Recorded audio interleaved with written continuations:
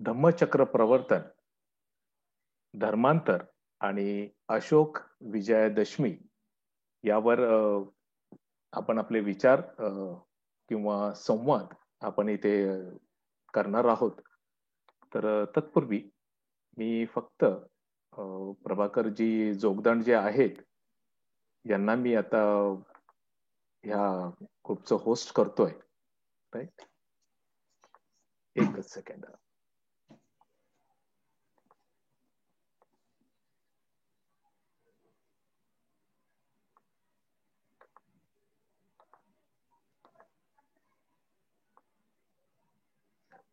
प्रभाकरजी तुम्ही आता होस्ट आहात. Okay sir. Okay sir. चालेल. ओके. मित्रांनो, सविनय जय भीम. आजचा आपला विषय आहे धम्मचक्र प्रवर्तन, धर्मांतर आणि अशोक विजयादशमी. मित्रांनो, आपण इतिहासामध्ये अनेक शब्द वाचतो, अनेक व्याख्या वाचतो आणि हे सगळे वाचत असताना आपल्या लक्षात येतं की ह्याचं जे मूळ शब्द आहे त्या मूळ शब्दाचा अर्थ काळाच्या ओघामध्ये बराच बदललेला आहे. साधं उदाहरण द्यायचं जर झालं तर एखादा शब्द आपण घेतला आणि 50-60 वर्षामध्ये त्याच्यामध्ये बराच बदल झालेला दिसतो. साधी सोपी गोष्ट, एक शब्द घ्या आपला धम्मचक्र प्रवर्तन, म्हणजेच ज्याला पाली भाषेमध्ये आपण धम्मचक्र प्रवर्तन म्हणतो आणि सर्वसामान्य मराठीमध्ये धर्मचक्र प्रवर्तन म्हणतो. हा जर शब्द आपण घेतला तर ह्या शब्दाचे वेगवेगळ्या तऱ्हेनं लोकांनी अर्थ लावलेले आहेत. ही गोष्ट झाली साधारणतः 50 ते 60 वर्षांपूर्वी. तर विचार करा, जर 50-60 वर्षांमध्ये जर शब्दांचे अर्थ, शब्दांची व्याख्या जर बदलत असेल तर विचार करा, भगवान बुद्धांनी 2500 वर्षांपूर्वी जे विचार, जे तत्व, जी व्याख्या मांडली गेलेली आहे ती काळाच्या ओघामध्ये किती बदलली गेली असणार. आणि म्हणून जेव्हा आपण या सर्व गोष्टीचा अभ्यास करतो तर आपल्याला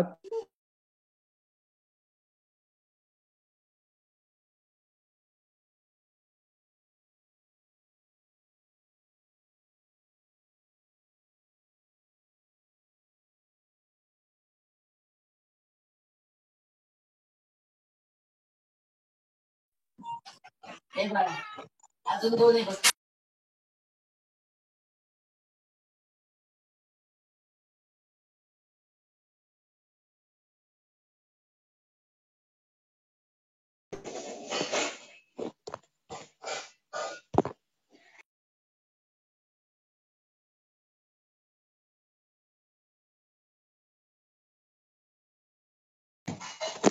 हॅलो सर, तुमच्याकडून म्यूट झालंय.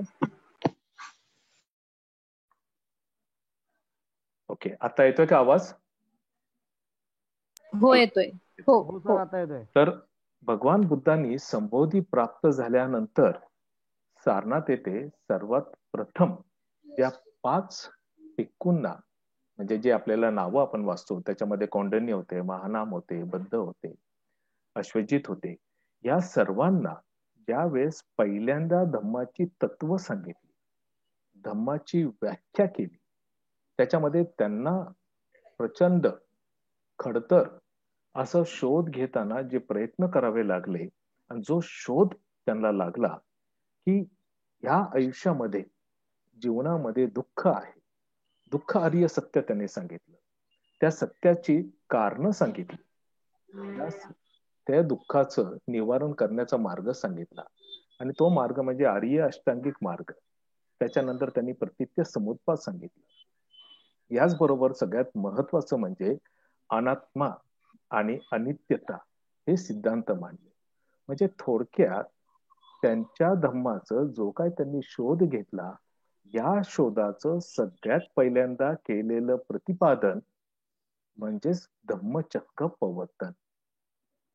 म्हणजेच ज्या व्यक्तीनं सर्वात पहिल्यांदा धर्माची व्याख्या केलेली आहे, त्यानं जो काही शोध घेतलेला आहे त्या शोधाचं त्याने सर्वात पहिल्यांदा जो उद्घोष केलेला आहे त्या उद्घोषाला म्हटलं गेलेले पाली साहित्यामध्ये धम्मचक्र प्रवर्तन. आता एक याच्यानंतर भगवान बुद्धांनी ज्या वेळेस ह्या 5 भिक्खूंना आपली धम्माची तत्व सांगितली, त्यानंतर कालांतराने जेव्हा त्यांनी श्रेष्ठ पुत्र यश याला जेव्हा धम्माची तत्व सांगितली, त्यावेळेस तो जो शब्द वापरला गेलाय तो म्हणजे धम्म दीक्षा वापरला गेलेला आहे. आणि आपण जर भगवान बुद्ध आणि त्यांचा धम्म हा जर ग्रंथ पाहिला, तर या ग्रंथामध्ये प्रत्येक ठिकाणी धम्मचक्र प्रवर्तन नंतर ज्या कोणाला दीक्षा देण्यात आलेल्या आहेत, ज्या कोणाने बौद्ध धम्म स्वतःहून स्वीकार केलेला आहे, अशा सर्वांनीच अगदी शेवटच्या सुभद्रापर्यंत या संपूर्ण 45 वर्षामध्ये भगवान बुद्धांनी फक्त धम्म दीक्षाच दिलेली आहे. म्हणजे पहिल्या 5 जे भिक्खू आहेत त्यांना जेव्हा धम्माची तत्व सांगितली, ती तत्व जेव्हा सांगितली तेव्हा ते झालं होतं धम्मचक्र प्रवर्तन. या पृथ्वीच्या किंवा मानव जातीच्या इतिहास जर आपण पाहायला गेलं, तर या इतिहासामध्ये आपल्याला दिसतं की भगवान बुद्धांसारख्या महापुरुषानं सर्वात पहिल्यांदा ही धम्माची तत्व सांगितली. आणि म्हणूनच त्यांना या वेळेस धम्मचक्र प्रवर्तन करणारा, धम्माचा उद्घोष करणारा एक महापुरुष म्हणजेच बुद्ध असं म्हणण्यात आलेलं आहे. काळाच्या ओघामध्ये काय झालेलं आहे की त्यानंतर आपण पाहतो की जसं मी मगाशी म्हटलं की बुद्धांनी नंतरच्या काळामध्ये ज्यांना ज्यांना बौद्ध धम्माची दीक्षा दिली त्या सर्वांनाच त्यांनी धम्म दीक्षा असं म्हटलंय. म्हणजे त्या व्यक्तीनं, म्हणजे ही व्याख्या मी पुन्हा एकदा स्पष्ट करतोय, ज्या व्यक्तीनं सर्वात पहिल्यांदा धम्माचा उद्घोष केला त्या व्यक्तीने धम्मचक्र प्रवर्तन केलं. त्याच्यानंतर येणाऱ्या अनेक लोकांना धम्म दीक्षा किंवा धम्माचा स्वीकार असं म्हणायला हरकत नाही. दुसरी महत्वाची गोष्ट, त्याच्यानंतर साधारणतपणे 250 वर्षानंतर सम्राट अशोकाचा उदयचा काळ आपल्याला दिसतो. हा जो काळ आहे सम्राट अशोकाचा, तर लक्षात येतं आपल्याला की सम्राट अशोक ला ऑलरेडी एक साम्राज्य प्राप्त झालं होतं. त्याच्या वडिलांकडनं त्याला साम्राज्य प्राप्त झालं होतं. मात्र हे साम्राज्य घेतल्यानंतर सम्राट अशोक किंवा राजा अशोक त्यावेळेस हा इतका महत्वाकांक्षी होता की त्याला वाटलं होतं माझ्या साम्राज्य जगातलं सर्वश्रेष्ठ असं साम्राज्य झालं, कारण तो अतिशय महत्वाकांक्षी होता. आणि त्यानंतर त्यांनी अनेक राज्यांबरोबर लढाया केल्या आणि ह्या लढाया करत त्यानं जेव्हा सगळे राज्य जिंकलं, आपलं स्वतःचं साम्राज्य वाढवण्याचा प्रयत्न केला. यावेळेस कलिंगचं युद्ध झालं, त्यावेळेस सम्राट अशोकाने, हे सम्राट अशोकाचं सर्वात महत्वाचं राज्य होतं, त्याला त्या कलिंग युद्धामध्ये किंवा कलिंग राज्य काबीज करण्यामध्ये त्याचा हा अतिशय धोरणात्मक निर्णय होता. आणि एक आपण लक्षात घेतलं पाहिजे की काही जण त्याला चंड अशोक म्हणतात, काही जण त्याला म्हणतात की हा अशोक अतिशय क्रूर होता. अशोक क्रूर वगैरे असा नव्हता, पण त्यावेळेसच्या परिस्थितीमधनं आपण इतिहासाचा अभ्यास केला पाहिजे. त्यावेळेस परिस्थिती अशी होती की प्रत्येक राजाला एक अतिशय चांगलं सम्राट, एक अतिशय चांगलं स्टेबल राज्य करायचं होतं. आणि ज्याही राजाला, प्रत्येकाने आपले माईक प्लीज म्यूट कराल का होस्ट? प्रभाकरजी सगळ्यांचे माईक म्यूट करा प्लीज. तर प्रत्येक राजाला असं वाटायचं की मी माझं राज्य जे आहे, माझं राज्य मी जास्त वाढवावं, माझं राज्य मी चांगलं सक्षम करावं आणि ते सक्षम केल्यानंतर मी स्टेबल होईल. माझं राज्य प्रत्येक लोकांकडनं, सगळ्यांकडनं अतिशय सुरक्षित राहू शकेल. आणि हे सर्व करण्यासाठी आपण जर सम्राट अशोकाच्या नजरेतनं, त्याच्या परिप्रेक्षातनं ह्या सगळ्या गोष्टी पाहिल्या तर लक्षात येईल कलिंग हे राज्य त्याच्यासाठी खूप महत्वाचं होतं. कलिंग म्हणजे आत्ताचं ओरिसा प्रदेश. हा ओरिसा आणि बंगाल हे बंगाल समुद्राच्या जवळ, त्यामुळं त्याला जे काही व्यवसाय करायचा होता, त्याच्या इथला माल जेव्हा ती आयात आणि निर्यात करायची होती, तर त्याच्यासाठी ते बंदर असणं खूप गरजेचं होतं. दुसरी गोष्ट होती की सुरक्षेच्या दृष्टिकोनातून त्याला ते राज्य सुरक्षित करायचं होतं, तर समुद्रामार्गे जर कुठला एखादा शत्रू तिकडे येऊ नये म्हणून त्याला आपल्या सगळ्या सीमा ज्या होत्या त्या सीमा अतिशय सक्षम ठेवायच्या होत्या, सशक्त करायच्या होत्या.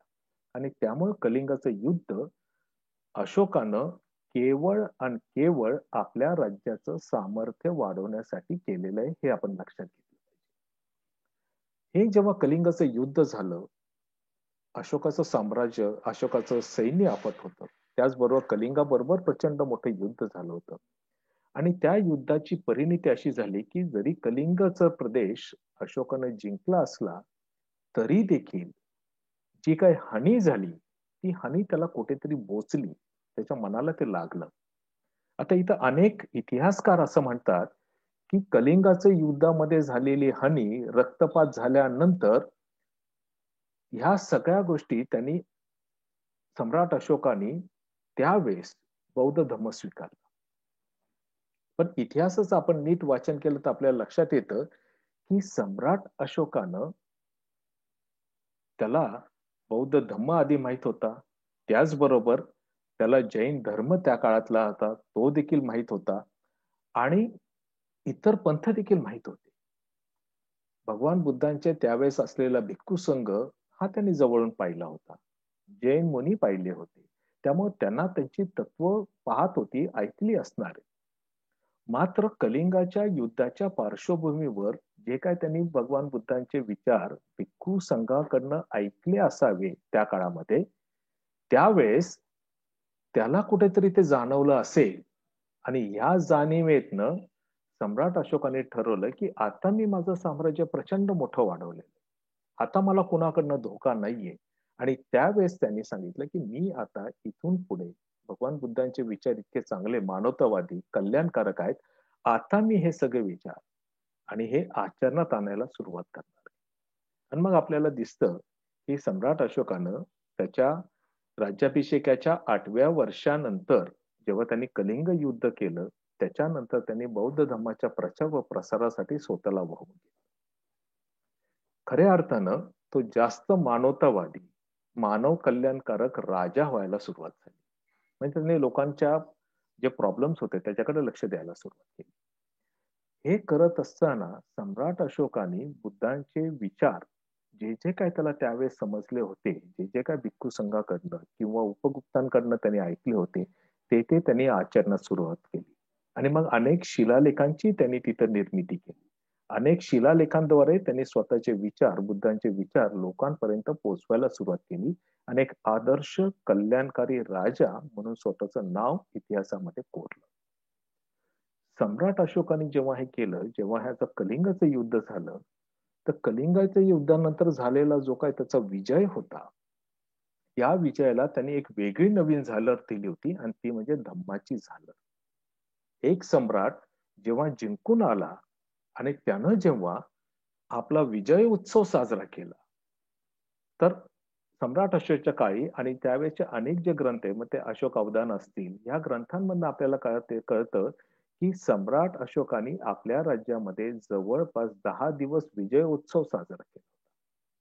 आता लोकांनी म्हटलं की कलिंगाचं युद्धावर जिंकलाय म्हणून त्यांनी ते साजरा केलंय, तर तसं नव्हे. तो कलिंग युद्धाच्या नंतर ती झालेली हानी आणि बौद्ध धम्माचा, बौद्ध विचारांचा स्वीकार हे अशोकासाठी सर्वात महत्वाचं होतं. आणि तो स्वीकार केल्यानंतर त्यांनी तो विजय उत्सव साजरा केला.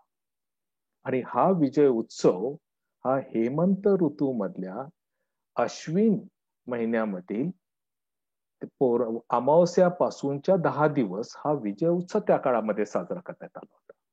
आणि 10व्या दिवशी, म्हणजे त्याला ती दशमी म्हटलं गेलेलं आहे, ही अशोक विजयादशमी म्हणून त्या काळापासून साजरी करण्यात येत होती. ही अशोक विजयादशमी सम्राट अशोकाच्या काळापासून सुरुवात झालेली जी परंपरा होती, ती आपल्याला नंतरच्या काळात देखील दिसून येते.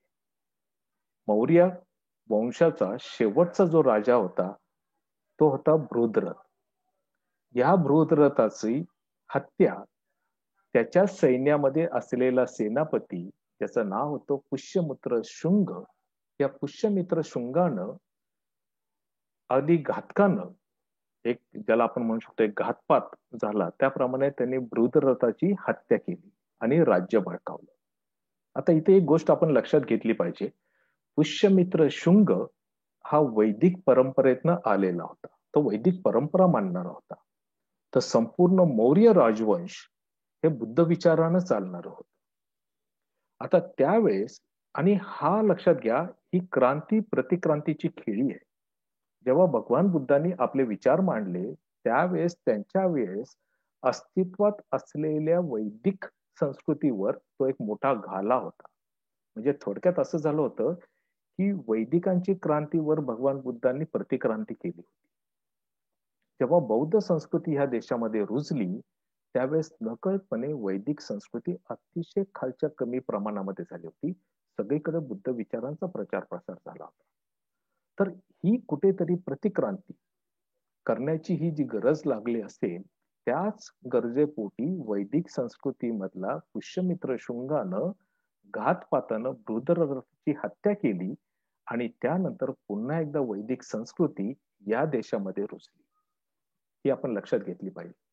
याच्यामध्ये जर आपण म्हटलं की पुष्यमित्र शुंग हा खलनायक होता तर माझ्या दृष्टिकोनातून आपण इतिहासाच्या परिप्रेक्ष्यातनं ह्या गोष्टी पाहिल्या पाहिजे की प्रत्येक क्रांतीनंतर एक प्रतिक्रांती होत असते, पुन्हा एकदा क्रांती होत असते. एक सांस्कृतिकाच्या ह्याच्यावर दुसऱ्या संस्कृतीचे नेहमी एक झगडा चालूच असतो आणि हा झगडा केवळ भारतातच नाहीये, जगाच्या इतिहासामध्ये आपल्याला सगळीकडे पाहायला मिळतो. म्हणजे भारतात असलेली वैदिक संस्कृती, त्याच्यानंतर आलेली बौद्ध संस्कृती, त्याच्यानंतर पुन्हा आलेली वैदिक संस्कृती, त्याच्यातनं पुन्हा पुढे वर आलेली हिंदू संस्कृती, यांचे वाद किंवा यांचा संघर्ष आपल्याला कायम इतिहासामध्ये पाहायला मिळतो. आणि त्यामुळे काय होतं की ज्यावेळेस एक संस्कृती दुसऱ्या संस्कृतीवर घाला करते त्यावेळेस तिला तिचं राज्य अबाधित करायचं असतं. पुष्यमित्र शुंगानं तेच केलं. बुद्ध विचार प्रसार करणारे बौद्ध भिक्खूंना जर त्याला बुद्ध विचार संपवायचे असतील तर त्याचे जे प्रसारक आहेत त्यांना संपवणं अतिशय गरजेचं असतं. आणि म्हणून पुष्यमित्र शुंगानं त्या काळामध्ये प्रत्येक बौद्ध भिक्खूंना मारण्यासाठी त्यावेळेसचा एक बक्षीस जाहीर केलं होतं, एक इनाम जाहीर केला होता आणि तो होता प्रत्येक बौद्ध भिक्खूच्या शिरावर म्हणजे त्याचं मुंडकं जो कोणी मारेल किंवा ज्या बौद्ध भिक्खूला मारेल जो कोणी मारेल त्या व्यक्तीला 100 कारशापन हे सोन्याचे नाणं, तर 100 कारशापन असं बक्षीस जाहीर करण्यात आलं. एका अर्थानं त्यावेळेसची परिस्थिती लक्षात घ्या, त्यावेळेस हजारो बौद्ध भिक्खू संपूर्ण राज्यभर पसरलेले होते आणि त्यामुळे प्रत्येक बौद्ध भिक्खूच्या शिरावर 100 कारशापन म्हणजे एकंदरीत ही सोन्याची लूट होती.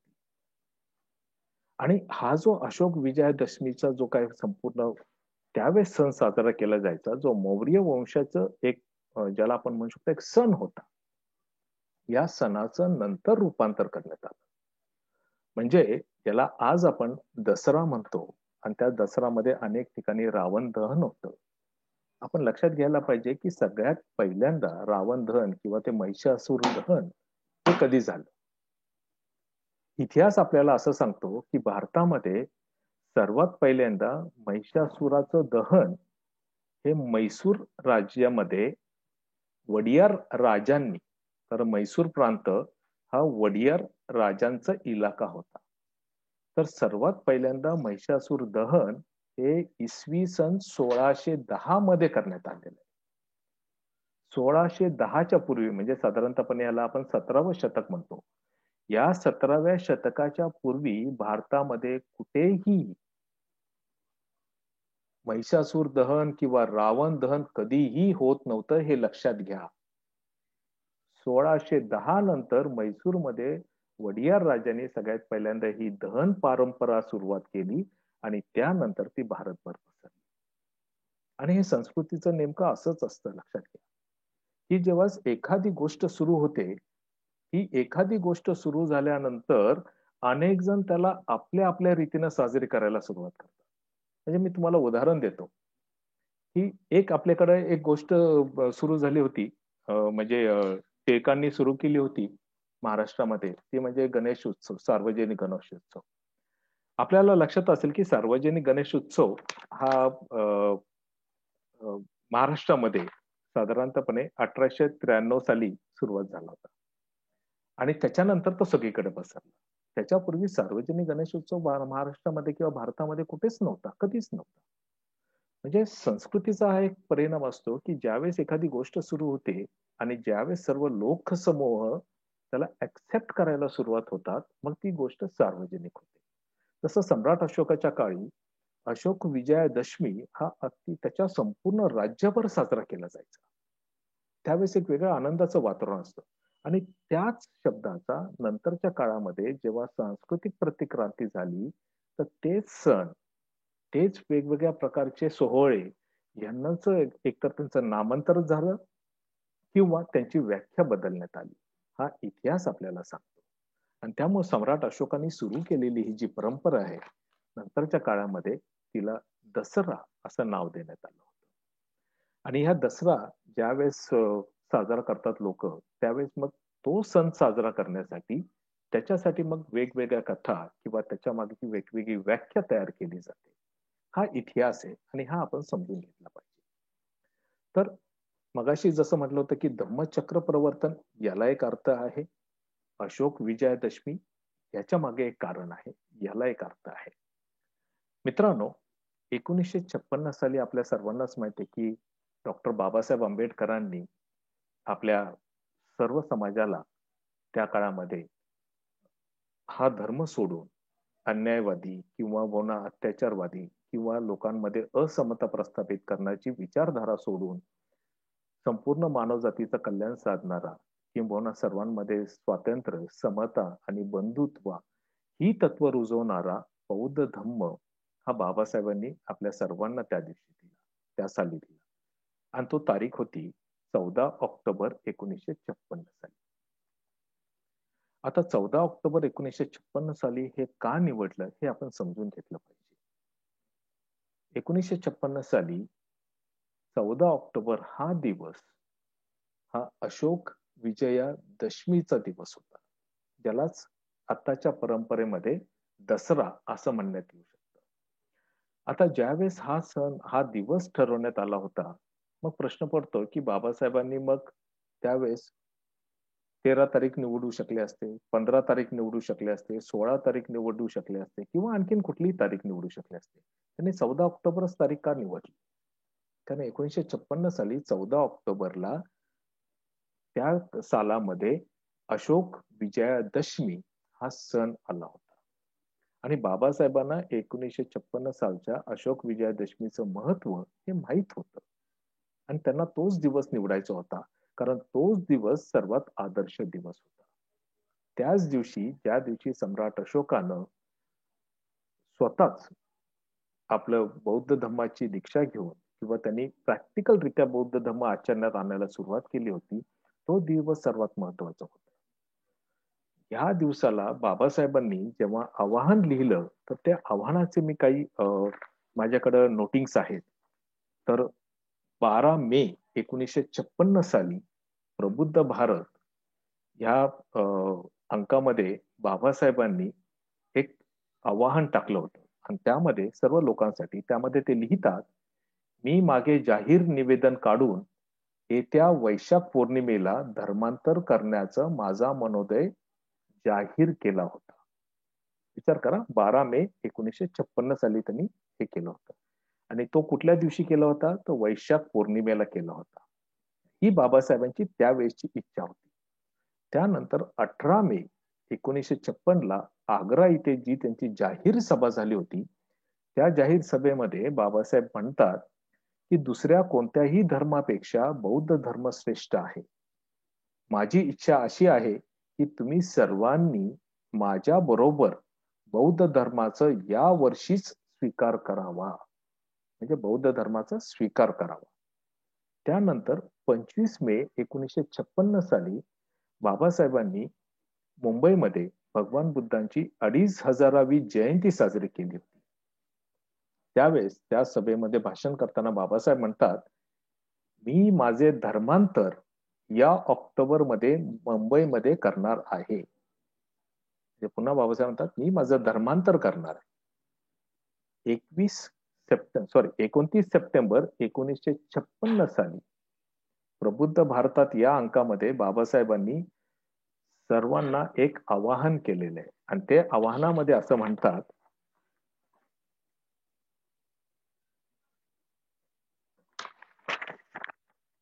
बाबासाहेब असं म्हणतात ही बौद्ध धर्म स्वीकारण्याचा दिवस आणि ठिकाण मी आता निश्चित केले आहे. येत्या 14 ऑक्टोबर 1956 रोजी नागपूर येथे मी धर्मांतर करणार आहे. विचार का, बाबासाहेबांनी खूप स्पष्ट आणि स्पष्ट शब्दामध्ये लिहिलेले.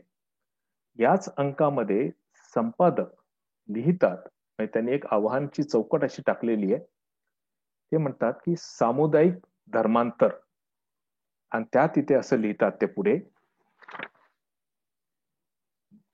भारतीय बौद्धजन समितीचे संस्थापक व अध्यक्ष परमपूज्य डॉक्टर बाबासाहेब आंबेडकर यांच्या बौद्ध धर्म ग्रहण विधी ब्रह्मदेशीय पूज्य भिक्खू चंद्रमणी महास्तवीर यांच्या हस्ते नागपूर येथे रविवारी तारीख 14 ऑक्टोबर 1956 विजयादशमीच्या दिवशी सकाळी 8 वाजता साजरा होईल. म्हणजे बाबासाहेब या घटनेला धर्मांतर म्हणतात. प्रबुद्ध भारताचे संपादक या घटनेला बौद्ध धर्म दीक्षा ग्रहण विधी किंवा सोहळा असं म्हणतात. त्यानंतर 16 ऑक्टोबर 1956 चंद्रपूरमध्ये बाबासाहेबच्या हस्ते लाखो लोकांना तिथे बौद्ध धर्माची दीक्षा देण्यात आली होती. तर त्यावेळेस ते जे आधीची एक प्रेस नोट काढली होती, त्यावेळेस असं लिहिलं त्यांनी की 16 ऑक्टोबर 1956 चंद्रपूर येथे दीक्षा समारंभ बाबासाहेबांच्या हस्ते व्हावा असे जनतेला वाटतं. आणि त्यानंतर ते झाल्यानंतर लोकांना जे काही त्याची प्रेस नोट नंतरच्या कार्यक्रमानंतर येते, त्याच्यामध्ये असं म्हणतात ती लोक की 16 ऑक्टोबरला चंद्रपूर येथे 3 लाख लोकांनी बाबासाहेबांच्या हस्ते धम्मदीक्षा घेतली. मित्रांनो, विचार करण्यासारखं आहे की बाबासाहेबांनी या घटनेला धर्मांतर म्हटलेलं आहे. बाबासाहेबांनी अनेक ठिकाणी या घटनेला धम्मदीक्षा म्हटलेलं आहे. बाबासाहेबांनी कुठेही या घटनेला धर्मचक्र प्रवर्तन किंवा धम्मचक्र प्रवर्तन असं म्हटलेलं नाही. मग आपण का बरं ओढून ताडून या घटनेला, ही एक मोठी ऐतिहासिक घटना आहे, या ऐतिहासिक घटनेला आपण का बरं धर्मचक्र प्रवर्तन असं म्हणतोय? त्याचं कारण काय? दुसरी महत्वाची गोष्ट म्हणजे काही लोक 14 ऑक्टोबरला साजरे करतात, काही लोक अशोक विजयादशमीला साजरे करतात. आणि मग प्रश्न उपस्थित होतो की मग आपण तारीख साजरी करायची की तिथी साजरी करायची? मित्रांनो, यासाठी आपल्याला पुन्हा इतिहासामध्ये थोडं मागे जावं लागणार आहे. ही जी आजची तारीख पद्धत आहे, ज्याला ग्रेगरियन कॅलेंडर म्हणतात, हे साधारणतपणे 16व्या ते 17व्या शतकानंतर सुरू झालेलं आहे. आणि ते ग्रेगरियन कॅलेंडर हे सगळ्यांना मग नंतर जगभरामध्ये सगळीकडे झालेलं.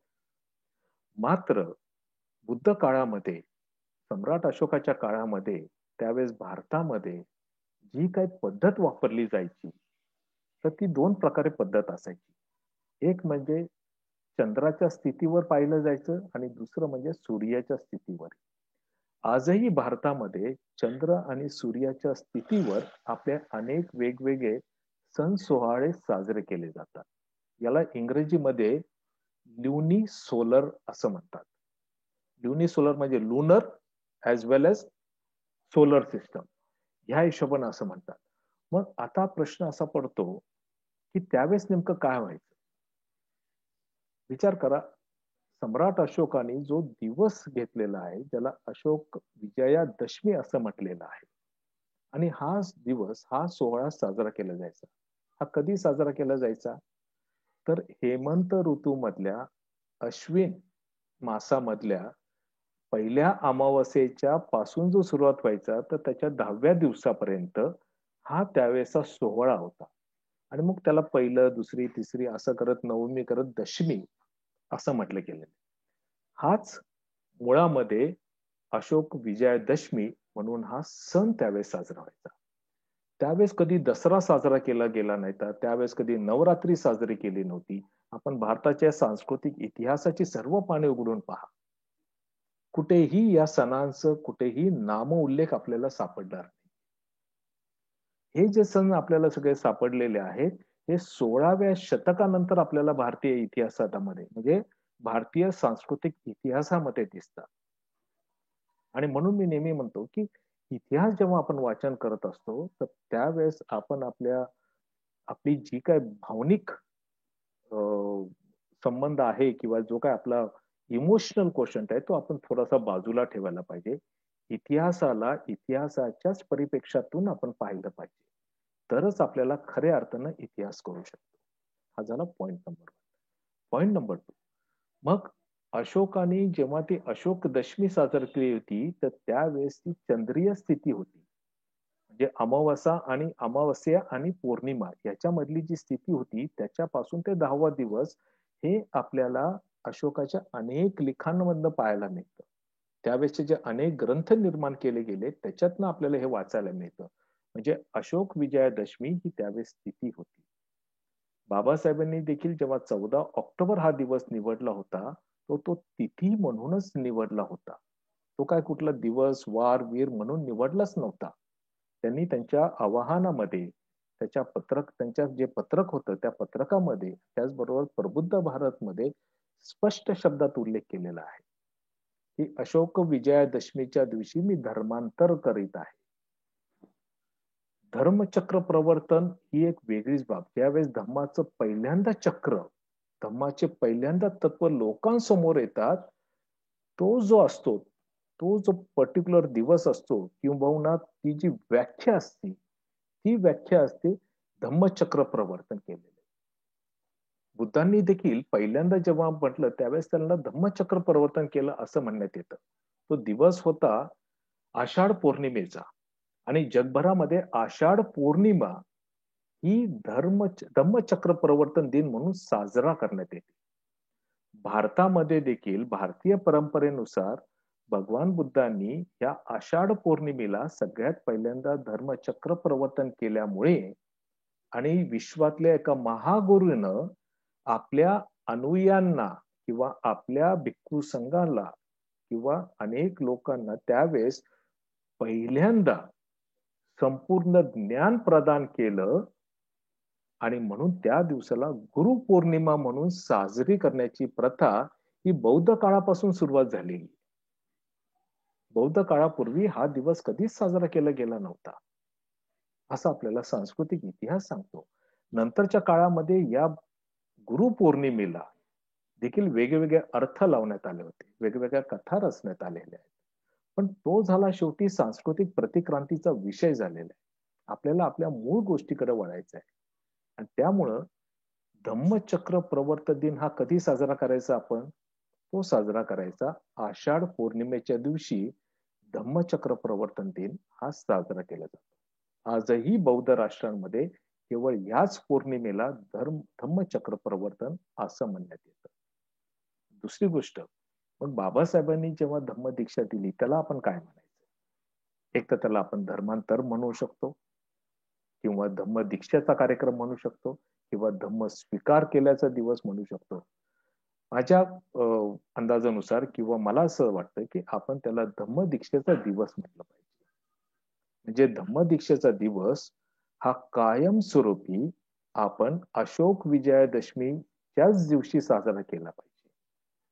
पण त्याच्या मागे बाबासाहेबांची एक भूमिका होती ती आपण समजून घेतली पाहिजे. बाबासाहेबांनी हा दिवस का निवडला? कारण त्यांना माहित होतं की सम्राट अशोकाचं कर्तृत्व केवढं मोठं आहे. बौद्ध धम्माचा प्रचार व प्रसार करण्यामध्ये सम्राट अशोकाचं केवढं मोठं योगदान आहे हे बाबासाहेबांना माहित होतं. म्हणजे सम्राट अशोकानं जेव्हा बुद्ध विचार स्वीकार केला आणि बुद्ध विचार सगळ्या जगामध्ये पसरवण्यासाठी केलं तर सम्राट अशोकाने त्या काळामध्ये अनेक भिक्खूंना वेगवेगळ्या देशांमध्ये पाठवलं बुद्धांचे विचार त्या त्या देशामध्ये पोहोचवण्यासाठी. आणि त्यासाठी त्यांनी आपल्या राज्याचा जो सिम्बॉल आहे राज्याचा जो लोगो आहे तो कुठला निवडला तर भगवान बुद्धांचा विचार हा सिंहनाद आहे आणि ही सिंह गर्जना चारही दिशांना पसरावी यासाठी त्यांनी आपला लोगो ज्याला आपण आज राजचिन्ह म्हणू शकतो त्या काळातलं त्याचं तर ते राजचिन्ह त्यांनी 4 सिंह पाठीला पाठी लावून बसलेले, 4 दिशेला तोंड केलेली आणि ती गर्जना करतायत. हा त्याचं शीर्षस्तंभ, ज्याला इंग्रजीमध्ये आपण कॅपिटल म्हणतो, ते त्यांनी मोठे कॉलम्स उभारले, मोठे स्तंभ उभारले. त्याला आज आपण अशोका कॉलम म्हणून येतो. आणि या अशोका कॉलमवर, या अशोका स्तंभावर हे राजचिन्ह तिथं संपूर्णपणे बसवलेलं पाहायला मिळतं. म्हणजे बुद्धांचे विचार चारी दिशेला पसरावे हे सम्राट अशोकाचं लक्ष्य होतं. त्यामुळे त्यांनी त्याचा लोगो तसाच डिझाईन केला होता. आणि हाच लोगो जेव्हा संविधानाची निर्मिती झाली आणि भारताला स्वतःचं एक राजचिन्ह पाहिजे होतं, तर राष्ट्रीय चिन्हासाठी मग जेव्हा निवड करण्यात आली, तर सम्राट अशोकाच्या या 4 सिंहाची मुद्रा ही आपली राजमुद्रा करण्यात आली. भगवान बुद्धांनी केलेलं धर्मचक्र प्रवर्तन किंवा धम्मचक्र जे आहे, ते नंतरच्या काळामध्ये सम्राट अशोकांनी नंतरच्या काळामध्ये अनेक लेण्यांमध्ये आपल्याला पाहायला मिळतं, उत्कीर्ण केलं. ते धम्मचक्र आपल्या तिरंग्याच्या मधोमध ते चक्र फिरलेले. आजही राष्ट्रपती भवनामध्ये जेव्हा राष्ट्रपती आपल्या पदाची शपथ घेतात, त्यावेळेस भगवान बुद्धांची मूर्ती हीच एकमेव साक्षीदार ठरवण्यात आलेली आहे. किंवा कारण राष्ट्रपती पद हे एवढं उच्चतम पद आहे की त्यांना साक्षीदार कोण, ते शपथ घेताना साक्षीदार कोण असेल, तर साक्षीदार ही केवळ आणि केवळ भगवान बुद्धांचीच मूर्ती तिथे ठेवण्यात आलेली आहे. दुसरं महत्वाची गोष्ट म्हणजे राष्ट्रपतींच्या आसनाच्या मागे भिंतीवर स्पष्ट शब्दात लिहिलंय धर्मचक्र प्रवर्तन आहे. हे जे धम्मचक्र आहेत, हे मानवतावादी कल्याणाचे विचार आहेत. हे सतत प्रगतीशील राहावं, हे सतत लोकांमध्ये पोचावेत. यांचे जे विचार आहेत, हे मानवतावादी कल्याणचे विचार आहेत. हे लोकांच्या कल्याणासाठीचे विचार आहेत. यांचा प्रचार करण्यात यावा, ही त्याच्या मागची भूमिका आहे. आणि म्हणूनच मित्रांनो, बाबासाहेबांनी 14 ऑक्टोबर निवडला, कारण त्या दिवशी अशोक विजयादशमीचा दिवस होता. ही अशोक विजयादशमी कालांतराने 16व्या 17व्या शतकानंतर दसरा म्हणून जरी साजरी करण्यात आली होती, तरी पण त्याचा मूळ जो दिवस होता तो अशोक विजयादशमी, त्याचा काळ त्याच्यासाठी जो साजरा करण्यात आला होता, तो केवळ आणि केवळ अशोकाचा धम्माचा विजय उत्सव साजरा करत होता, म्हणून तो दिवस साजरा आहे. आणि हाच दिवस ठरून बाबासाहेबांनी त्या दिवशी आपल्या लाखो अनुयायांना धम्माची दीक्षा दिली होती. त्यामुळं हा जो दिवस आहे, हा धर्मांतर दिन किंबहुना धम्म दीक्षा दिन म्हणून आपण साजरा केला पाहिजे. त्याला धम्मचक्र प्रवर्तन म्हणणं हे चुकीचं आहे. कारण बाबासाहेबांच्या ऐतिहासिक घटनेला हे केवळ आणि केवळ धम्म दीक्षा हेच म्हणणं सोयीस्कर राहणार आहे. कारण ज्या कारणासाठी बाबासाहेबांनी आपल्याला धम्म दीक्षा दिली, ज्या कारणासाठी ज्या दिवशी बाबासाहेबांनी दिली, तो दिवसाचा आपण आदर ठेवला पाहिजे. म्हणूनच मित्रांनो, धम्मचक्र प्रवर्तन दिन हे आषाढ पौर्णिमेच्या दिवशीच आपण साजरे केला पाहिजे. आणि धम्म दीक्षा दिन हा आपण अशोक विजयादशमीच्या दिवशी साजरा केला पाहिजे. त्यामुळे मित्रांनो, इथून पुढे ज्या वेळेस, आता धम्म दीक्षा दिन केव्हा असेल, तर येणाऱ्या 25 ऑक्टोबरला, ज्या दिवशी अशोक विजयादशमी असेल. त्यामुळे आपण जेव्हा आपली शुभेच्छा देऊ, आपण जेव्हा आपल्या मित्रांना शुभेच्छा देऊ, किंवा जेव्हा आपण आपले फेसबुकवर पोस्टर करू किंवा काय करू, तर ते आपल्या त्या बॅनरवर, पोस्टरवर, आपल्या शुभेच्छांमध्ये स्पष्ट शब्दात लिहिलं पाहिजे, सम्राट अशोक विजयादशमी आणि 65वा धम्मदीक्षा दिन या निमित्त मनपूर्वक किंवा या निमित्त हार्दिक शुभेच्छा किंवा सदिच्छा, हे आपलं या दिवशी असलं पाहिजे. ही आपली शुभेच्छा असली पाहिजे.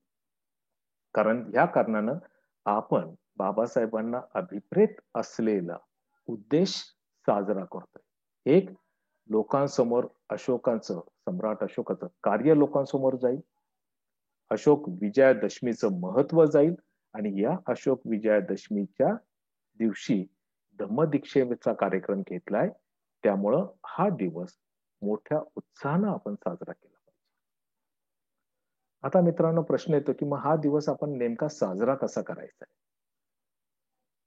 सम्राट अशोकाने या देशाला खूप मोठी देणगी दिलेली आहे. खूप मोठी देण आहे. म्हणजे आज जगामध्ये भारतीय संस्कृतीचं प्रचंड मोठं नाव आहे. आणि हे नाव कशासाठी आहे? हे नाव खऱ्या अर्थानं मिळालंय ते बौद्ध संस्कृतीमुळं भारताचं नाव जगभरामध्ये पोहोचलेलं आहे. तुम्ही पहा ना, बौद्ध संस्कृतीने या देशाला काय काय दिलेलं आहे. बौद्ध संस्कृतीनं या देशाला मानवतावादी कल्याणकारक विचार दिलेला आहे. बौद्ध संस्कृतीने नीतिमत्ता दिलेली. बौद्ध संस्कृतीनं वेगवेगळे सुंदर सिद्धांत दिलेले आहेत. दुःखाची जाणीव करून दिलेली आहे, दुःखाचं कारण सांगितलंय आणि दुःख निवारण्याचा मार्ग देखील सांगितलेला आहे. ही जगातली एक अद्भुत गोष्ट आहे जी बौद्ध संस्कृतीने दिलेली, ज्यामुळे भारताचं नाव पुढे. याच्या पुढे जाऊन आपण पाहूया की सम्राट अशोकाने ज्यानं बुद्ध विचारांचा स्वीकार केला त्यानं नेमकं काय काय कार्य केलं. त्याच्यासारखा मानवतावादी कल्याणकारक राजा होऊन गेला नाहीये असं स्वतः H.G. वेल्स हा विचारवंत लिहितो. H.G. वेल्सनं आपल्या एका कोट मध्ये लिहिलेलं आहे की जगामध्ये अनेक सम्राट होऊन गेले, अनेक राजे होऊन गेलेले, पण या जगामध्ये सम्राटांच्या इतिहासामध्ये ज्याला खऱ्या अर्थानं सम्राटांचा सम्राट म्हणायला पाहिजे तो एकमेव सम्राट, तो म्हणजे सम्राट अशोक. का बरं ब्रिटिश विचारवंताने एवढं सुंदर अशोकाचे गोडवे गायलेले? आणि तो म्हणतो he is like a pole star among all the stars of the galaxies, असं स्वतः H.G. वेल्स म्हणतोय. कारण अशोकाने जे कार्य केलंय ते भारतामधले किंवा जगामधल्या कुठल्याही सम्राटानं कुठल्याही राजानं केलेलं आपल्याला पाहायला मिळत नाहीये. त्यांनी मनुष्यांसाठी पशूंसाठी वैद्यकीय दवाखाने सुरू केले, फार्मसी सुरू केले, हायवेज बांधले. सगळ्यात महत्वाचं म्हणजे ह्या सगळ्या गोष्टींच्या व्यतिरिक्त त्यांनी आपल्याला एक सांस्कृतिक इतिहास दिलेला आहे. भारतातला लिखाणाचा प्रारंभ हा सम्राट अशोकांच्या शिलालेखांपासून होतोय. त्याच्यापूर्वी भारतामध्ये लिखाणाची कुठलीच परंपरा आपल्याला दिसत नाही, ती सम्राट अशोकामुळे दिसते. दुसरी गोष्ट, सम्राट अशोकांमुळे आपल्याला लेणी स्थापत्य कला शिकलोय. भारतातली सगळ्यात पहिली लेणी कोरली ती सम्राट अशोकानं कोरलेली आणि त्यानंतर भारतामध्ये हजारो लेणी कोरण्यात आलेल्या. भारतामध्ये सगळ्यात सुंदर किंवा सगळ्यात मोठं हायवे बांधण्याचं काम हे सम्राट अशोकाच्या काळी झालेलं आहे. आज ज्याला आपण ग्रँड ट्रंक रोड म्हणतोय, जो पाकिस्तान मधल्या पेशावर पासून सुरू होतो आणि बर्मा पर्यंत पोहोचतो, हा एवढा मोठा ग्रँड ट्रंक रोड हायवे हा मौर्य काळामध्ये सम्राट अशोकाच्या काळामध्ये बांधण्यात आलेला होता. ही केवढी मोठी गोष्ट की आजही त्या हायवेचं काम चालू आहे. आजही त्या हायवेवर रहदारी आणि व्यवसाय निमित्त आजही कमर्शियल ट्रक्स पळतात. त्यानंतर सगळ्यात मोठं काम केलंय सम्राट अशोकानं म्हणजे बुद्ध विचार जे अनेक शिलालेखांमध्ये कोरून ठेवलेले. आपल्याला त्यांनी ते एक लिपी दिली, त्या लिपीवरनच आज भारतासह अनेक देशांच्या लिपींची जडणघडण झालेली. आणि ह्या सम्राटांनी एवढं सुंदर काम केलं तर त्याच्या आदरापोटी त्याला एक मानवंदना देण्यासाठी तो जो सण साजरा करत होता विजयादशमीचा दिवस, तोच बाबासाहेबांनी आपल्या धम्मदीक्षेसाठी निवडला. याच्यापेक्षा मोठा सत्कार अशोकाचा कुठला असू शकतो? आणि म्हणूनच मित्रांनो, धम्मदीक्षेचा कार्यक्रम आपण करायचा, धम्मदीक्षा दिन साजरी करायची, ती केवळ आणि केवळ अशोक विजयादशमीच्याच दिवशी साजरी करायची, अन्य कुठल्या दिवशी करायची नाही. मग ही दीक्षा साजरी करताना, हा दिन साजरा करताना, जसं मी मगाशी म्हणत होतो की मग अशोकाने काय दिलं आपल्याला? जर आपल्या महाराष्ट्रामध्ये एवढ्या हजारो लेण्या आपल्या महाराष्ट्रामध्ये आहेत, आपल्या घराजवळ असलेल्या लेणीवर त्या दिवशी आपण गेलं पाहिजे. त्या लेणीमध्ये जर चैत्यगृह असेल तर चैत्यगृहामध्ये बसून तिथं शांतपणे बसून त्रिसरण पंचशील म्हणायला पाहिजे, तिथं ध्यान केलं पाहिजे. हे ध्यान करत असताना भगवान बुद्धांचं, त्याच्यानंतर त्यांच्याबरोबर असलेले अनेक बौद्ध भिक्खूंचं, त्यानंतर सम्राट अशोकाचं, त्यानंतर जगामधले अनेक बौद्ध विद्वानांचं, अनेक बौद्ध भिक्खूंचं, त्यानंतर बाबासाहेबांचं, बाबासाहेबांनंतर अनेक बौद्ध विचारवंत, या सगळ्यांचं मनोमन वंदन करून त्यांच्या कार्याचं अनुमोदन करून आपण तो दिवस त्या चैत्यगृहासमोर साजरा केला पाहिजे. मात्र आज कोरोनामुळे लॉकडाऊन झालेला आहे. मग लॉकडाऊन मध्ये आपण कसा साजरा करायचा? लॉकडाऊनमुळे आपण बाहेर जाऊ शकत नाही, आपण विहारांमध्ये जाऊ शकत नाही. मग त्यासाठी शक्य असेल आणि ते शक्य करायचंच, आपण लेणीवर जाऊ शकत नाही, आपण विहारांवर जाऊ शकत नाही, तर मग आपण आपल्या घरीच खूप सुंदर वातावरण तयार करायचं. कारण तो धम्मदीक्षेचा कार्यक्रम आहे. तो त्या दिवशी आपल्याला सुंदर मानवतावादी कल्याणकारक विचार बाबासाहेबांनी आपल्याला दिलेत, म्हणून आपण तो त्याच तऱ्हेनं साजरा केला पाहिजे. आणि ह्या दिवसासाठी आणखीन एक महत्वाचं म्हणजे तो दिवस अशोक विजयादशमीचा दिवस आहे. सम्राट अशोकाच्या कार्याचा विजय कार्याचा दिवस आहे आणि म्हणून आपण तो दिवस देखील त्यावर साजरा केला पाहिजे. घरामध्ये त्यावेळेस पुन्हा त्रिसरण पंचशील घेतलं पाहिजे, थोडं ध्यान केलं पाहिजे, या सर्व लोकांचं कार्याचं अनुमोदन केलं पाहिजे. महत्वाचं म्हणजे मला असं वाटतं त्या दिवशी ज्यांना ज्यांना धम्मलिपी येत नसेल अशोकाची, त्यांनी ती धम्मलिपी शिकायला प्रारंभ केला पाहिजे. कारण अशोकाची ही देण आहे, तर त्या देणेला आपण पुढे नेलं पाहिजे. त्याचबरोबर बाबासाहेबांनी ज्या 22 प्रतिज्ञा आपल्याला दिल्या आहेत, त्या 22 प्रतिज्ञांचं वाचन केलं पाहिजे. आपल्या घरामध्ये लहान मुलं असतील, आपली मुलं असतील, आपले नातेवाईक असतील, यांना आपण ते पुन्हा समजून सांगितलं पाहिजे. आणि हे झाल्यानंतर गोडधोड पदार्थ करून तो दिवस चांगल्या रीतीने साजरा केला पाहिजे. हे झालं या लॉकडाऊनच्या काळामध्ये.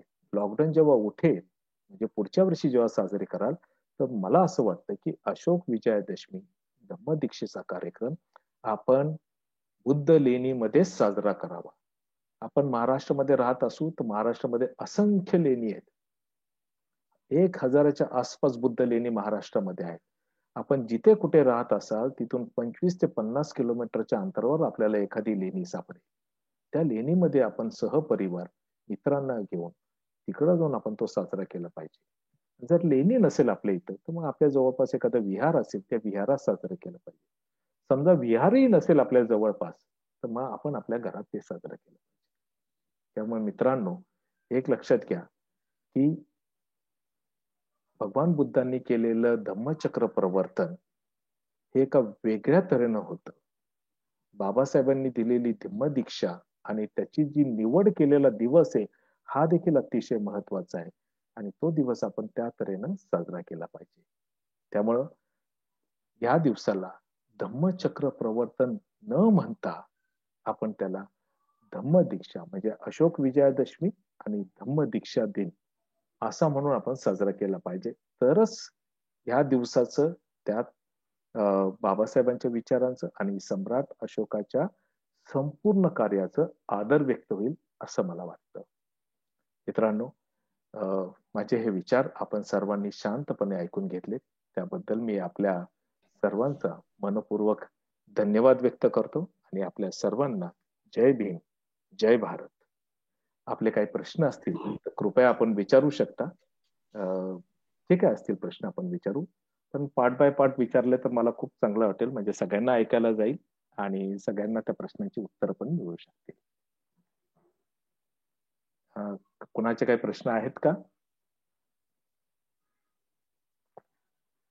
किंवा कुणाला काही मत नोंदवायचं असेल तर कृपया नोंदवू शकता. अतुलजी, मी रत्नाकर गायकवाड. जय भीम. जय भीम, जय भीम सर. जय भीम. अतिशय सुंदर रीतीने आपण एक्सप्लेन केलं आहे. याचा चांगला प्रसार व्हायला पाहिजे. आपली जी क्लिप आहे, मला वाटतं ही सर्व आपल्या साईट्सवर जायला पाहिजे. त्याच्यासाठी मला वाटतं आता जे जे उपस्थित आहे त्यांनी एक ड्राईव्ह घेतला पाहिजे. आता तर विजयादशमी लवकर आलेली आहे, त्यामुळे डिसेमिनेशन जे आहे ते हे वर्षभर आपण इतकं सुंदर सांगितलं आहे, इतकं सायंटिफिकली सांगितलेलं आहे की आपण जे आता अपील केलेलं आहे ते प्रत्येक बौद्धाकडे जायला पाहिजे. आणि धम्मचक्र प्रवर्तन दिन आणि धम्मदीक्षा दिन याचा मूलभूत फरक जो आहे, धम्मचक्र प्रवर्तन हे फक्त सम्यक संबुद्धच करीत असतात आणि बाबासाहेबांनी किंवा कोणीही म्हटलं नाही की ते धम्मचक्र प्रवर्तन आहे. पण इतका गेल्या काही वर्षामध्ये त्याचा एवढा प्रसार झालेला आहे की त्याच्यासाठी हे आपलं जे अपील आहे ते सर्वांपर्यंत पोहोचलं पाहिजे. तरच ते प्रबोधन होण्याची फार गरज आहे. आणि आपण फारच सुंदर सांगितलंय, म्हणजे याच्यापेक्षा चांगलं सांगू शकत नाही. इतकं सुंदर रीतीने आपण सांगितलं. धन्यवाद सर, धन्यवाद. Very nice and well done, well done. I no words to express my. Thank you very much, thank you very much. अजून कोणी आहे का?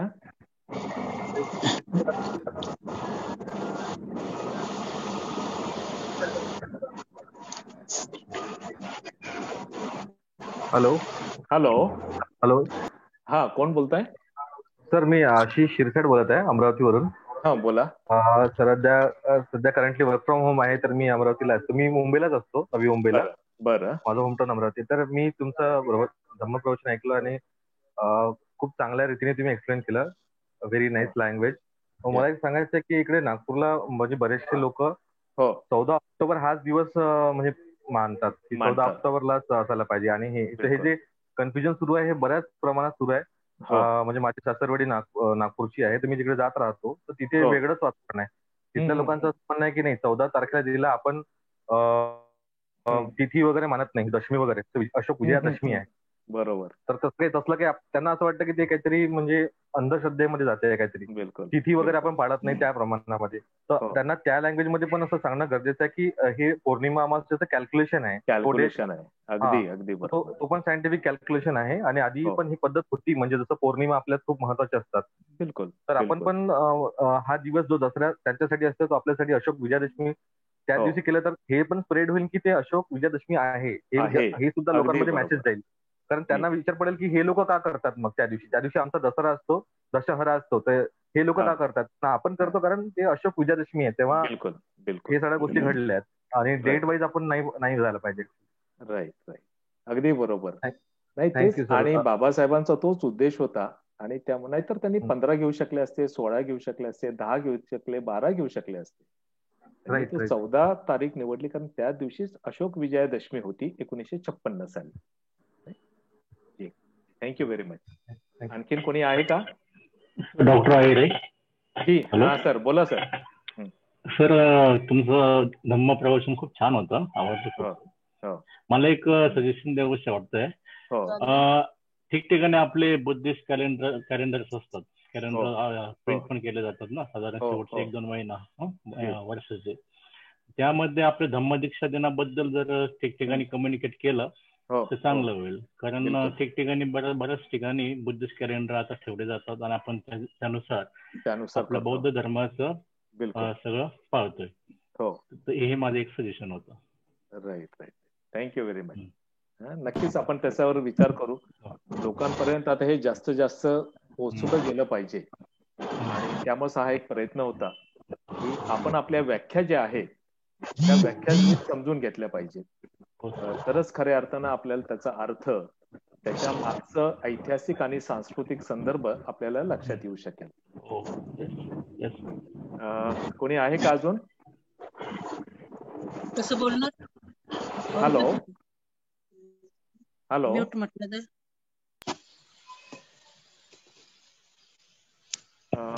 कोणी आहे का अजून? कुणाला काही प्रश्न आहे? हॅलो, जय भीम सर. हॅलो. जय भीम सर. हा, जय भीम. कोण बोलताय? शारदाताई येत आहे.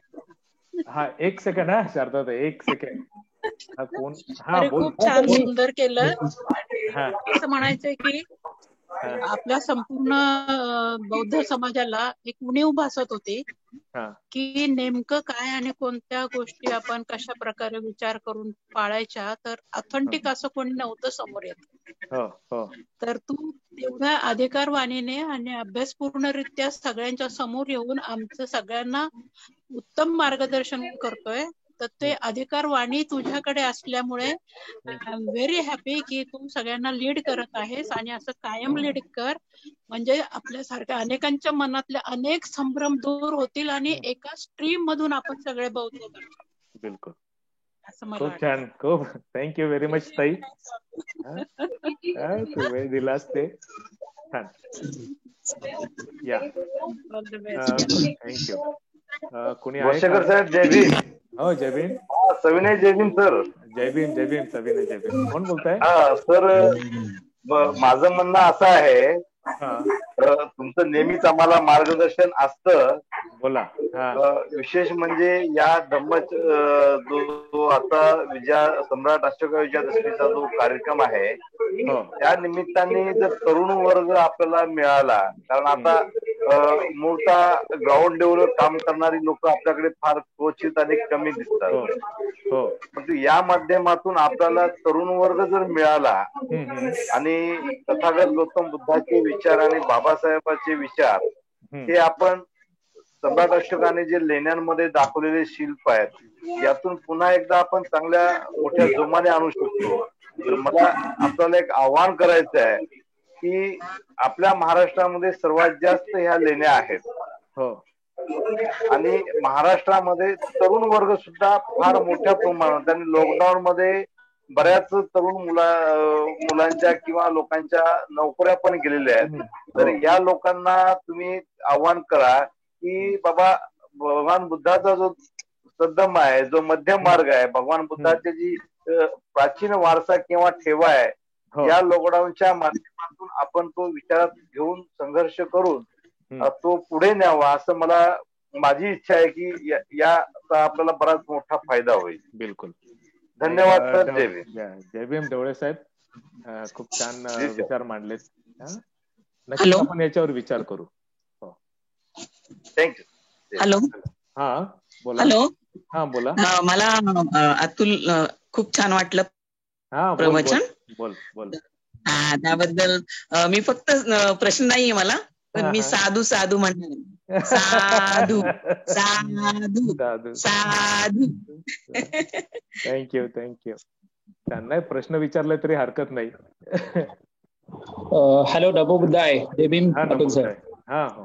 मी धनाजी कांबळे बोलतोय, नवी मुंबई. बोला. मी तुमचा 30 मिनिट्सचा पार्ट मिस केला, त्याबद्दल मला खूप वाईट वाटतंय. तरी पण मला तुम्हाला सर असं विचारायचं आहे की आपण धम्मदीक्षा असो किंवा आपले जे बौद्ध संस्कृतीत जे काही आपण सण साजरे करतोय ते एक ठराविक दिवसासाठी साजरे करतोय, आणि जर आपल्याला जर बौद्ध संस्कृती पुढे घेऊन जायचं असेल तर मला वाटतं की त्याचं मोठ्या उत्सवाप्रमाणे त्याचं सेलिब्रेशन झालं पाहिजे. आणि फॉर एक्झाम्पल आता जर आपण विजयादशमीचा जर विचार केला तर तो फक्त एका दिवसापुरता मर्यादित न ठेवता आपण एक सप्ताह त्याच्यासाठी पालन करू शकतो. म्हणजे मग प्रवचने असतील किंवा काही शिबिर घेता येतील, आणि जो लास्टचा दिवस जो असेल विजयादशमी तो एका मोठ्या प्रकारे म्हणजे साजरा करता येईल. तर आपले जे काही सणवार असतील ते आपण मोठ्या प्रमाणे कसे म्हणजे कार्यक्रम कसे आयोजित करू त्यासाठी थोडं मार्गदर्शन करावं. कारण आपण आपली डॉक्टर बाबासाहेब आंबेडकरांची जयंती असो, गौतम बुद्धांची जयंती असो, आपण एक पर्टिक्युलर दिवसासाठी, आणि आपल्या समाजाची आतापर्यंतची माझा अनुभव असा आहे की आपण त्या दिवसासाठी जास्त लोक जमा होतात आणि इतर दिवशी त्यांना त्या गोष्टीचं काही लेणं देणं नसतं.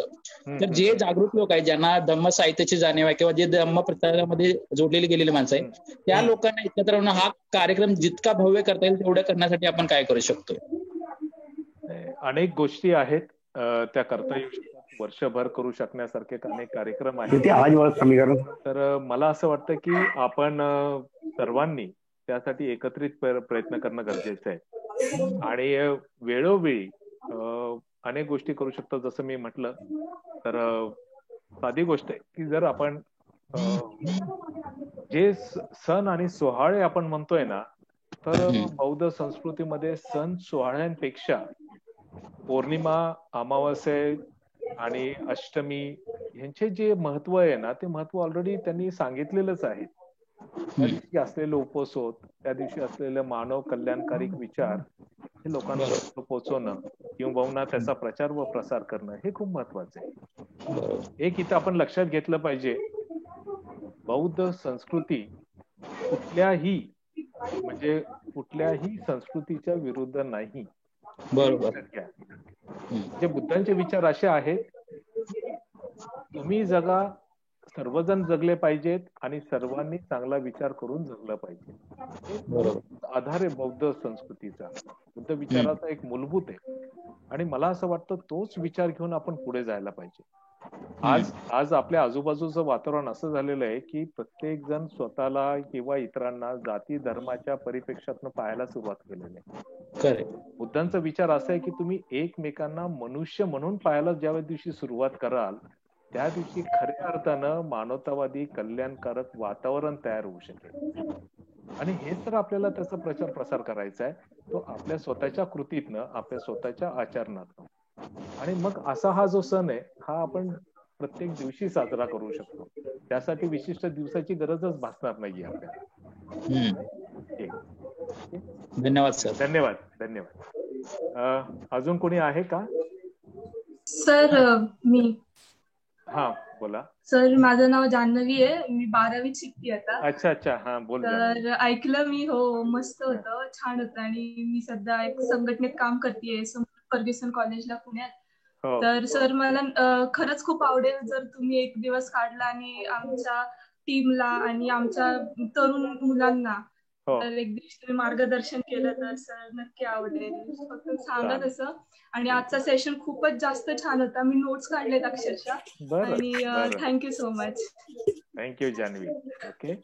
आणि पाली भाषा तू शिकणार होतीस, शिकायला सुरुवात केलीस की नाही? हो हो, माझी मावशी शिकवते. हो ना. Very good very good. हो. ओके चालेल, भेटूयात आपण लगेच. आणि मला आवडेल कुणालाही हे चांगले सुंदर विचार सांगण्यासाठी मला नक्कीच आवडेल. ओके या चालेल. सर मी काय बोलू का? हो बोला. सर मलाही थोडस आवाहन करायचं. आता जे काय आपण ऐकलं लोकांचं म्हणणं, काही उत्साही दिसले, काही त्यात खूप तरुणही बोलत होते काही. तर एक छोटस आव्हान आहे की त्यांना की येत्या काळात लॉकडाऊन संपल्यानंतर जे काय आम्ही तुमचे काही विचार ऐकले त्याच्यानंतर अनुसरून लेण्यावर भेट देण्यामध्ये भर द्यावा. बिलकुल. आणि जवळपास तर जावं पण जिथे मोठ्या प्रमाणात लोक कार्यशाळेसाठी जातील तिथे त्यांची उपस्थिती असावी, जेणेकरून ती सवय लागेल आणि आपला इतिहास जो आहे भारताचा बुद्ध धम्माचा तो समजण्यासाठी खूप उपयोगी होईल. तर यामार्फत एवढं सांगू इच्छितो की प्रत्येकाने वेळ मिळेल तसा आणि घरातून प्रत्येकाने महिन्यात एकदा तरी लेणीवर फेरी मारावी, त्याच्यात कटाक्ष साधावा, म्हणजे जाण्यासाठी वेळात वेळ काढून करावंच, एवढं मी सांगू इच्छितो. बिलकुल बिलकुल. छान, व्हेरी नाईस. अजून कोणी आहे की आपण कार्यक्रम संपवायचा आहे? कुणाला काय बोलायचंय? जयवीन. हा मुकेश. अच्छा अच्छा. हा बोला मुकेशजी बोला. हा सर. जयवीन, छान पद्धतीने आपण प्रभाकरजी बाकीच्यांना म्यूट करता का? हा. खूप छान पद्धतीने आपण विश्लेषण केलं, त्याबद्दल आपले मनपूर्वक अभिनंदन.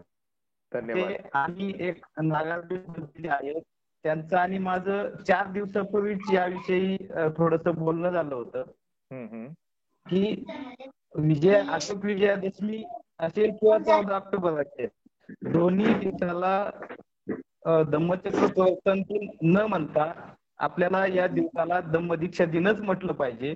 आणि दुसरा विषय असा होता की महापरिनिर्वाण दिन जो आहे त्या दिवसाला तो हा शब्द न वापरता महाप्रयाण दिन वापरावा, शब्द प्रयोग करावा, असे 2 विषय झाले होते. तर हा जो आजचा विषय होता दीक्षा दिनाचा, खूप चांगलं वाटलं सर. म्हणजे त्यांनी सुरुवातीला सांगितल्यामुळे माझा त्यांच्यावर विश्वास बसला नाही की हाच असंच म्हणावं म्हणून महादीक्षा किंवा आपला धम्मचक्र दिन न म्हणता. खूप छान वाटलं सर आपलं व्याख्यान ऐकून. मनपूर्वक अभिनंदन. आपलं सर महापरिनिर्वाण दिनाबद्दल काय सांगाल सर? नाही काही हरकत नाही, तो चांगला शब्द चांगला आहे. तो शब्द प्रयोग बरोबर आहे की चुकीचा आहे? नाही, तो शब्द चांगला आहे आणि योग्य शब्द आहे. याचं वाटलंच तर विश्लेषण मी नंतरच्या माझ्या एखाद्या व्याख्यानामध्ये करीनच. नक्कीच नक्कीच नक्कीच. धन्यवाद सर. धन्यवाद धन्यवाद. हॅलो. हा कोण आहे का? हा मॅम. हॅलो. हॅलो. हा हॅलो. हा बोला. हॅलो.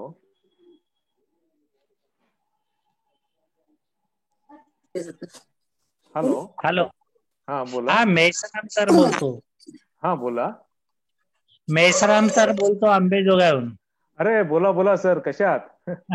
हा जय भीम सर. जय भीम. फर्ग्युसन कॉलेजची जी विद्यार्थिनी आहे, हो हो हो, हा तिचा पाली विषय आहे म्हणते का ती? हा तिला घ्यायचा होता फर्ग्युसन मध्ये. बार घेतलं का तिने? हा नाही, तिला तिची मावशी शिकवतीये. फर्ग्युसन कॉलेजमध्ये पाली भाषा नाहीये तिथे. अच्छा, तर प्रायव्हेट बसणार आहे का ती? हा, बहुतेक प्रायव्हेट बसेल. बर, मी 5 आणि 6 तारखेला बालभारतीला आहे. जर समजा शक्य होत असेल तर तिला भेट घ्यायला सांगा. चालेल, मी तिला तुमचा नंबर देतो आणि ती तुम्हाला फोन करेल. हा, ओके सर. ओके, चालेल सर, धन्यवाद. ओके, जय. सर, मी ममता देवरे बोलते. हा, बोला मॅडम, बोला.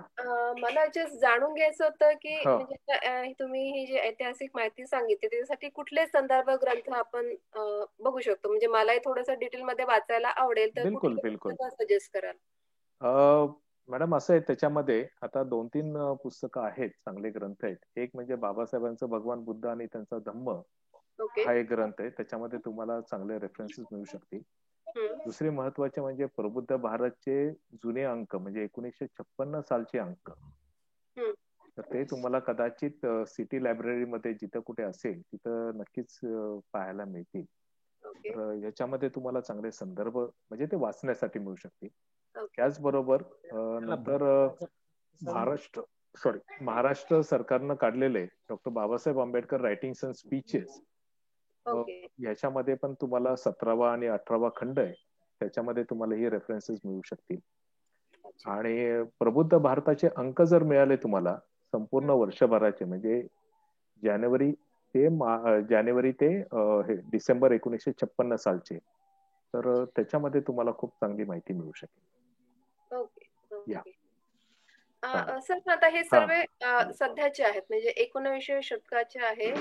पण हे मी तुम्हाला आता सांगितलेले आहेत. आणि जुने जे ग्रंथ आहेत जर वाचायचे असतील तर त्याच्यामध्ये पाली त्रिपिटकामध्ये धम्मचक्क पवतन सुत्त असं एक सुत्ताचं नाव आहे, तर ते तुम्ही वाचू शकता. आणि सम्राट अशोकाबद्दल वाचायचं असेल तर अनेक संदर्भीय ग्रंथ त्या काळातले आपल्याला उपलब्ध आहेत. त्यामध्ये अशोक अवदान म्हणून एक आहे, तर अशोक अवदानाचे तुम्हाला ते सापडू शकतील. मग नंतर सम्राट अशोकाचे जे अनेक शिलालेख आहेत हे शिलालेख वाचू शकता. त्याच्यामधले स्पेसिफिकली साधारणतःपणे त्याचे जे स्तंभ शिलालेख आहेत तर ते 7च्या 7 शिलालेख महत्वाचे आहेत. त्याचबरोबर जे शिलालेख आहेत ते 14 शिलालेख ते देखील महत्वाचे आहेत. तर हे जर वाचले तर तुम्हाला अनेक संदर्भ त्यातनं मिळू शकतील.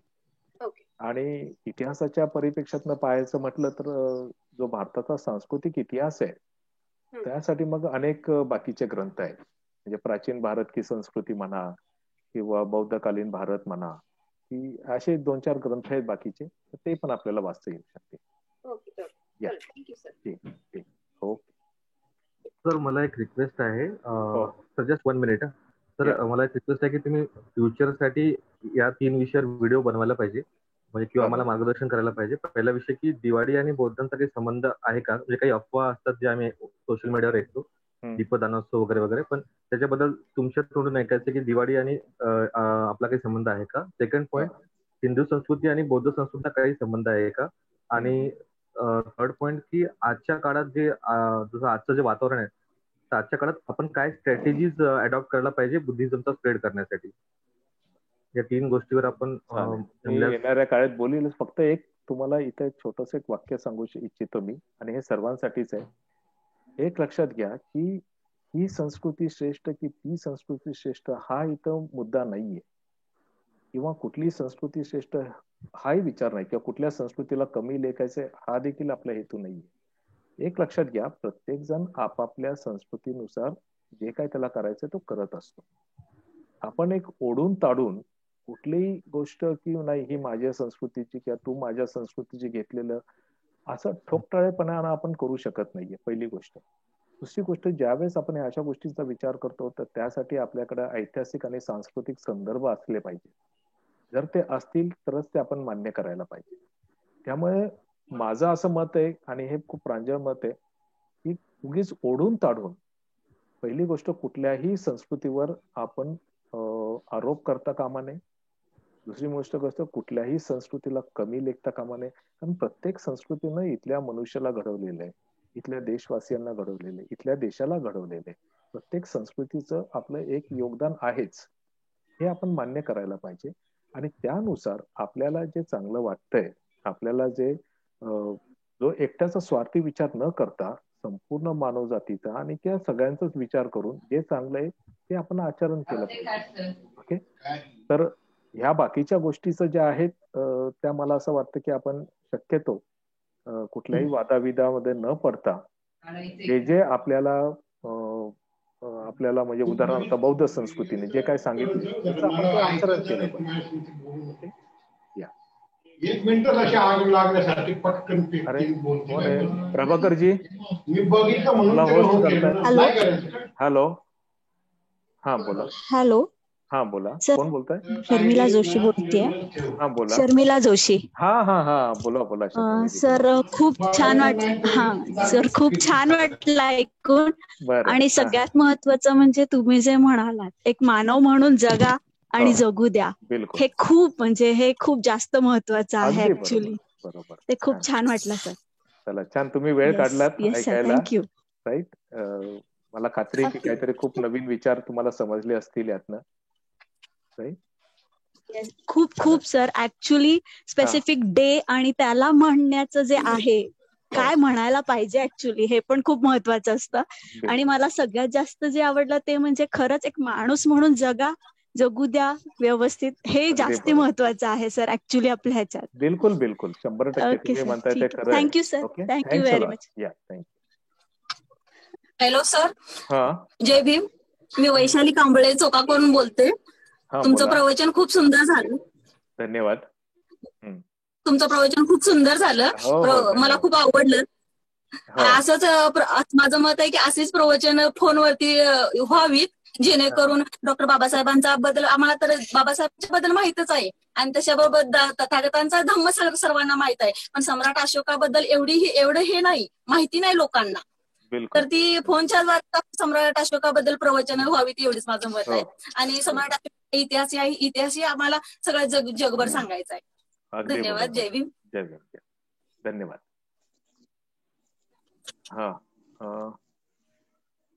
कोणी आहे का आता की प्रभाकरजी? जर असतील तर बोलूया पटापट, कारण वेळ पण होत आलेली आहे. हॅलो. हा जयभीम सर. प्रशांत फटकर. हा सर. हॅलो. हा बोला. हा सर फार छान असं मार्गदर्शन लाभलं सर आपलं.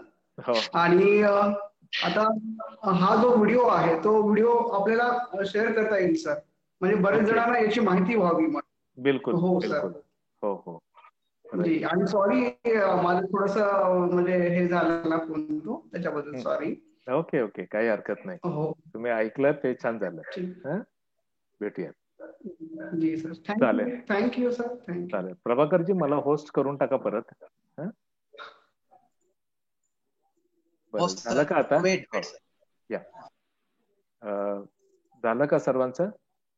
तर पुन्हा एकदा आपल्या सर्वांचं मनपूर्वक खूप धन्यवाद. आपण शांत चित्ताने हे सर्व ऐकलत, हे विचार ऐकलेले, आणि माझी खात्री आहे की तुम्हाला ह्या सगळ्या शब्दांमधली व्याख्या आणि त्याचा मूळ हेतू तुम्हाला सर्वांना कळाला असेल. आणि त्या हेतूसाठी हे दिवस आपण साजरे करतोय, तर ते दिवस आपण त्याच योग्य तऱ्हेनं सर्वसमावेशक असे हे दिवस आपण साजरे करावेत. आणि हा जो चांगला इतिहास आहे, जो भगवान बुद्धांचा मानवतावादी कल्याणकारक जो विचार आहे, याच विचाराचं आपण आचरण करू, तसं त्याचा प्रचार व प्रसार करावा.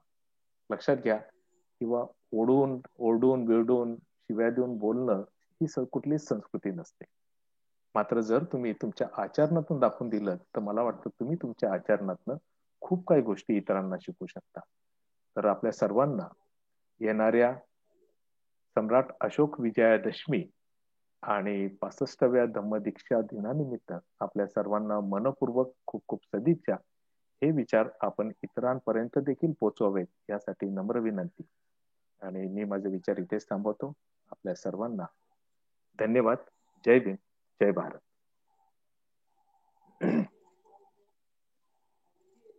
सर तुम्ही होस्ट आहात सर? आहेत ना? बर, चालेल का? ओके, चला आपण बंद करूया. ओके, चला, धन्यवाद सगळ्यांना. Okay, bye. बाय. धन्यवाद.